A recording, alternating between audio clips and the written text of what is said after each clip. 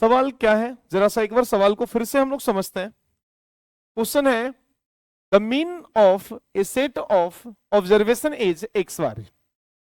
यानी कहने का मतलब कुछ ऑब्जर्वेशन है जिसके मीन आपको दिए हुए हैं, मीन दिया हुआ है कितना है, एक्स बार दिया हुआ है। If each observation is divided by alpha, तो सबसे पहले मैं कंसेप्ट में जरा सा कुछ बात आपको बताना चाहूंगा। मान लीजिए कि यदि सारे ऑब्जर्वेशन कुछ ऐसे हैं, जैसा कि मैं लिख रहा हूं सारे ऑब्जर्वेशन के लिए, यदि observation x1 x2 x3 till xn है, और यदि इसके मीन में लिख रहा हूं, मीन यदि इसका x बार है, और यदि सभी ऑब्जर्वेशन में किससे डिवाइड किया जा रहा है, न्यू ऑब्जर्वेशन यदि मैं लिख रहा हूं, यहां से जरा समझना प्रॉपर्टी क्या होता है। न्यू ऑब्जर्वेशन यदि x1 upon alpha x2 upon alpha, सारे ऑब्जर्वेशन में यदि अल्फा से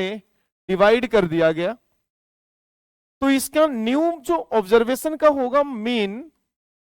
ये भी आपको एक्स बार अपॉन अल्फा से ये भी डिवाइड हो जाता है, बराबर है। ये इसका सबसे पहले कंसेप्ट जो यूज करने जा रहा हूं, यही कंसेप्ट मैं यहां पे यूज करने जा रहा हूं। आप लोग बताइए सबसे पहले कि अब मीन तो यहां पे है, बट नेक्स्ट क्या बोल रहा है, न्यू मीन की जब मैं बात कर रहा हूं, न्यू मीन की बात कर रहा हूं सबसे पहले, तो एक्स बार अपॉन अल्फा आ जाएगा, यहां तक के डेटा को यहां बोला है। Then it is increase by 10, another बार फिर से बोला है कि सारे ऑब्जर्वेशन को फिर से 10 से इंक्रीज करिए। तो वंस अगेन जो मीन बनेगा आपका, अनदर मीन जो बनेगा, the mean of new set, तो मैं फिर से लिख रहा हूं न्यू मीन अगेन जो बनेगा, सारे ऑब्जर्वेशन को 10 से यदि जोड़ दिया जाए तो मीन में भी 10 से जुड़ जाता है। जैसा कि न्यू ऑब्जर्वेशन ऐसा है तो ऐसा लिखा, एक बार और यहां से लिख देता हूं कि यदि न्यू ऑब्जर्वेशन अनदर ऑब्जर्वेशन, मान लीजिए कि यदि आपके पास x1 प्लस के